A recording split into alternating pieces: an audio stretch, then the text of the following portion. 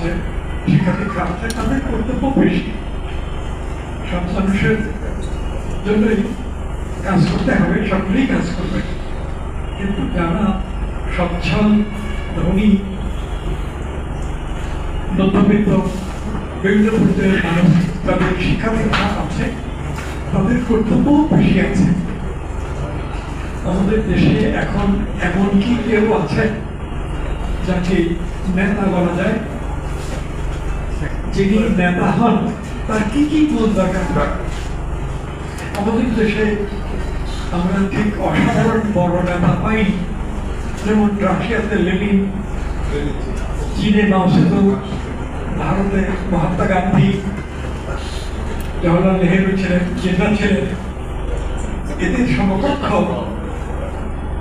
বা তাদের কাছাকাছি যেতে পারে এইরকম কোন নেতা বাংলাদেশে আমরা কি নাম বলতে পারি?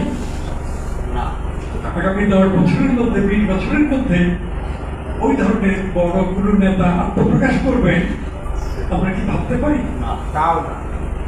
যে আমেরিকার কথা বলছি, সেইখানেও আপনারা দেখবেন যে ওয়াশিংটন, যিনি একসময় প্রেসিডেন্ট ছিলেন আমেরিকার, আব্রাহাম লিঙ্কন, যিনি একসময় প্রেসিডেন্ট ছিলেন, তারা তো অনেক উচ্চ স্ট্যান্ডার্ডের নেতা ছিলেন।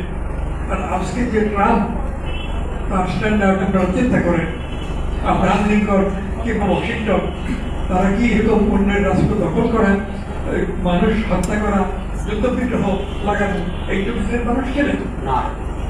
কাজেই অনেক কিছু করতে গেছে এবং ভালো গল্প এখনো আছে দুনিয়াতে, কিন্তু গল্পটা খারাপটা অনেক বেশি প্রবল, শুধু বাংলাদেশে না, গোটা পৃথিবীতে। একটা জিনিস লক্ষ্য করেন যে 1991 সালে একেবারে শেষ প্রান্তে 30শে ডিসেম্বর সোভিয়েত ইউনিয়ন বিলুপ্ত হয়ে যায়। তখন সোভিয়েত ইউনিয়নের কমিউনিস্ট পার্টির প্রধান এবং রাষ্ট্রের প্রেসিডেন্ট ছিলেন গর্বাচভ। পুরো নামটা আমার মনে নেই, গর্বাচভ। গর্বাচভকে আমেরিকার প্রেসিডেন্ট তখন কে ছিলেন? রেগান। তো রেগান বারবার দাওয়াত করে মার্কিন যুক্তরাষ্ট্রে ওয়াশিংটনে নিয়ে গেছেন এবং গর্বাচভও এই রেগান যে আমেরিকার প্রেসিডেন্ট মস্কোতে বারবার দাওয়াত করে আনছেন এবং মূল উদ্যোগটি ছিল আমেরিকার প্রেসিডেন্ট রেগানের দিক থেকে। এবং রেগান প্রাণপণে চেষ্টা করেছেন যে গর্বাচভকে দিয়ে সোভিয়েত সিস্টেমটা ভেঙে দেবেন।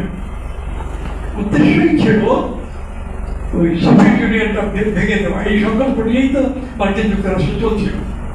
আর সোভিয়েত ইউনিয়ন চলছিল যে সমাজতন্ত্র, মার্ক্সবাদ, এটাকে অবলম্বন করে যে ভবিষ্যৎ সৃষ্টি করতে চায় মানুষের জন্য, এটা এত ভালো, এত উন্নত যে এটি জয়ী হবে। মার্কিন যুক্তরাষ্ট্রের প্রচেষ্টা জয়ী হবে না। এই বিরোধের মধ্যে শেষে গর্বাচভ যখন রাশিয়ার, সোভিয়েত ইউনিয়নের প্রেসিডেন্ট এবং রাশিয়ার কমিউনিস্ট পার্টির প্রধান, তখন ওই আমেরিকার প্রেসিডেন্ট রেগান তার সহকর্মীরা প্রাণপণে চেষ্টা করছে যে কোনো মূল্যে হোক গর্বাচভকে দিয়েই সোভিয়েত ইউনিয়নটা বাকিয়ে যাবে। তো গর্বাচভ সম্পর্কে সোভিয়েত ইউনিয়নের কমিউনিস্ট পার্টির ভিতরেও কিছু বিতর্ক হয়েছে, কিন্তু এইরকম মারাত্মকভাবে যে সবটা শেষ করে দেবে সোভিয়েত ইউনিয়নের, এটা তখন কমিউনিস্ট পার্টির ভিতরে কেউ ভাবেনি।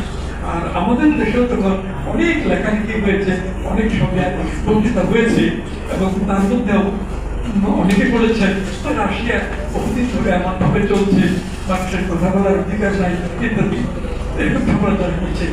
এটা ভেঙে গেলেই বা কি হবে? এরকম অবস্থায়